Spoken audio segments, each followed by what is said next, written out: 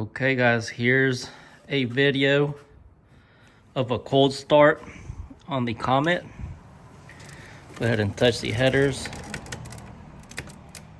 just to prove that it is cold.